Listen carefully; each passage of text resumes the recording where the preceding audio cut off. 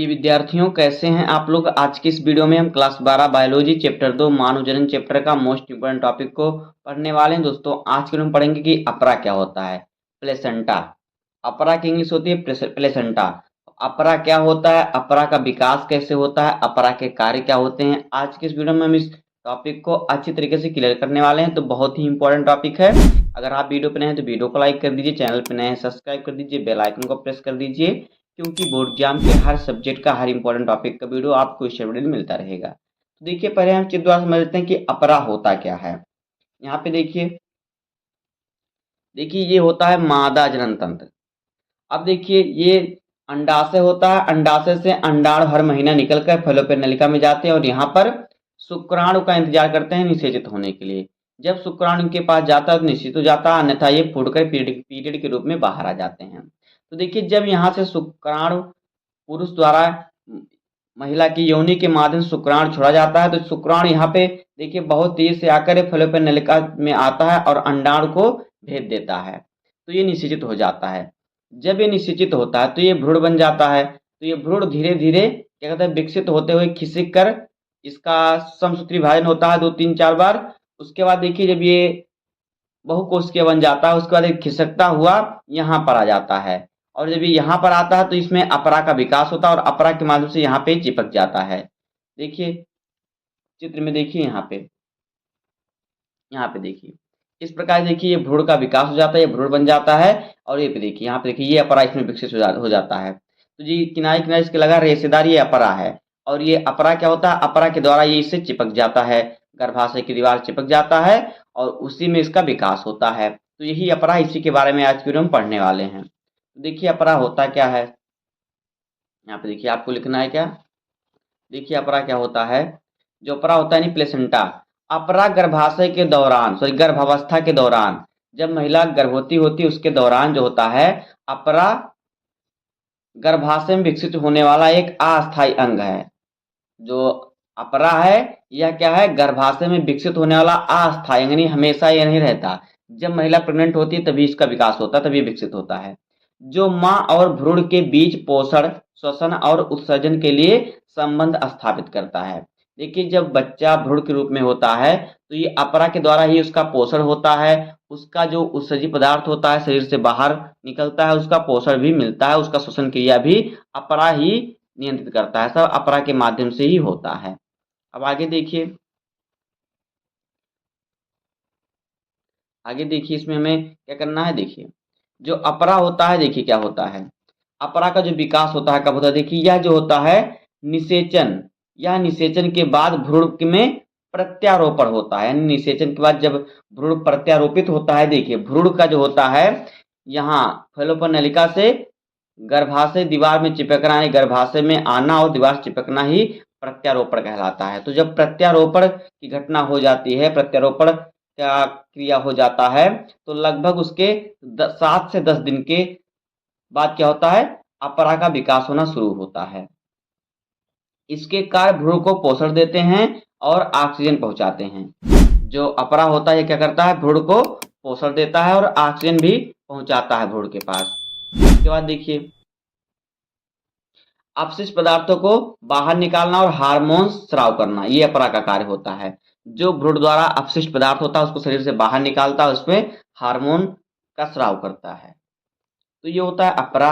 अब देखिए अपरा का विकास हम हेडिंग डाल के समझते हैं अच्छे तरीके से कि अपरा का विकास कैसे होता है शुरू से लेके अंत तक। तो देखिए, हमारा हेडिंग है अपरा का विकास, यानी कि डेवलपमेंट ऑफ प्लेसेंटा। प्लेसेंटा जो होता है अपरा का इंग्लिश होता है। तो देखिए, प्रारंभ में इसका विकास कैसे होता है। हमने डाला प्रारंभ यानी शुरुआत।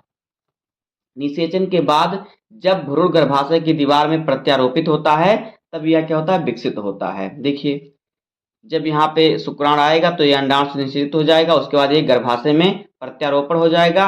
उसके बाद देखिए अपरा का विकास होगा। यहाँ पे देखिए जिस प्रकार से इसमें चित्र में हमने बनाया है, इस प्रकार देखिए एक गर्भाशय में आके प्रत्यारोपित हो जाता है। उसके बाद क्या होता है, इसमें अपरा विकसित हो जाता है, इसमें भ्रूण में। आगे देखिए,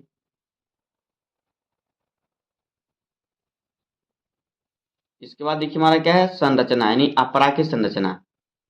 देखिए, जो अपरा होता है यह भ्रूणीय ऊतक और माता के गर्भाशय ऊतक दोनों से मिलकर बना होता है। जो अपरा होता है, ये जो अपरा है, ये क्या होता है देखिए, भ्रूणीय ऊतक, यानी इसमें कुछ भ्रूण का भी भाग होता है और गर्भाशय का भी भाग होता है। ये दोनों मिलकर अपरा का निर्माण करते हैं। भ्रूणीय ऊतक और गर्भाशय मिलकर क्या करते हैं, गर्भाशय ऊतक मिलकर अपरा का विकास करते हैं। अब आगे देखिए, इसका संवाहक, अपरा का संवाहक देखिए क्या है, देखिए कैसे होता है ये। इसमें रसांकुर विकसित होते हैं जो मादा के रक्त से पोषक तत्वों को अवशोषित करते हैं। देखिए ये रसांकुर क्या होता है, देखिए इसमें रेशे की तरह, देखिए ये रसांकुर है, अपरा रसांकुर, देखिए ये रेशे की तरह है। ये क्या करता है, माता के रक्त से क्या करते हैं, ये रक्त अवशोषित करते हैं और भ्रूण को पोषण देते हैं। उसी से क्या करते हैं, भ्रूण को पोषण देते हैं। माता के खून से क्या करते हैं, रक्त को अवशोषित कर लेते हैं और भ्रूण को पोषण देते हैं। ये होता है संवाहक। अब आगे देखिए, देखिए अपरा के प्रमुख कार्य, यानी कि फंक्शन ऑफ प्लेसेंटा, यानी अपरा के प्रमुख कार्य कौन कौन से हैं। तो देखिए पहला डिंग हमारा है श्वसन और पोषण, यानी कि पोषण और श्वसन। तो देखिए जो अपरा होता है यह मां के रक्त से ऑक्सीजन और पोषक तत्व जैसे कि ग्लूकोज और अमीनो एसिड को क्या करता है, अवशोषित करके भ्रूण तक पहुंचाता है। कौन, अपरा। जो अपरा होता है देखिए ये क्या करता है, माता के खून यानी मां के खून से रक्त में जो होता है ऑक्सीजन और अमीनो एसिड अवशोषित करता है और इस भ्रूण तक पहुंचाता है, जिससे भ्रूण का पोषण होता है। उसके बाद आगे देखिए, आगे देखिए अकरा जो अपरा होता है इसके कार्य क्या हैं, देखिए यहाँ पे। उसका देखिए दूसरा हेडिंग है उत्सर्जन। तो देखिए अपरा जो होता है उत्सर्जन में कैसे मदद करता है, जो भ्रूण का उत्सर्जी पदार्थ होता है अपरा उसमें कैसे हेल्प करता है। देखिए भ्रूण के चयापचय से उत्पन्न अपशिष्ट उत्पाद जैसे कि यूरिया, जैसे कि वो जो अपरा जो होता है, जो भ्रूण के द्वारा मूत्र उत्सर्जन किया जाता है और CO2 गैस जो छोड़ा जाता है भ्रूण के रक्त से हटाकर माता के रक्त में पहुंचाता है। जो यूरिया होता है, यानी मूत्र होता है, भ्रूण द्वारा त्याग किया गया और फिर जो CO2 त्याग करता है भ्रूण, वो क्या करता है, जो अपरा होता है इसको माता के रक्त में पहुंचाता है। भ्रूण से माता के रक्त में पहुंचाता है, भ्रूण से हटाकर माता के खून में पहुंचाता है।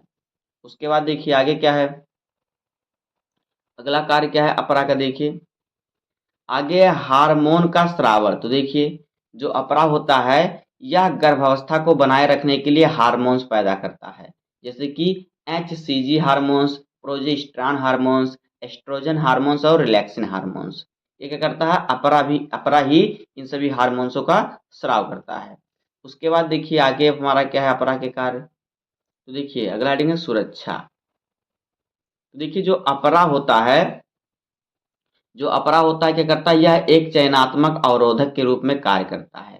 यानी एक चयनात्मक अवरोधक, यानी भ्रूण के चारों तरफ से घेरे रहता है। यहाँ पे देखिए ये भ्रूण को चारों तरफ से घेरे हुआ है और इस भ्रूण का पोषण करता है, इसकी रक्षा करता है।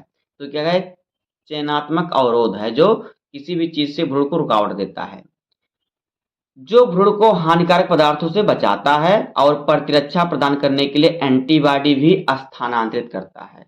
कौन सा, जो अपरा होता है वो एंटीबॉडी स्थानांतरित करता है। अब आगे देखिए इसमें अपरा के और भी कार्य क्या हैं। अगला हेडिंग देखिए हमारा क्या है इसमें।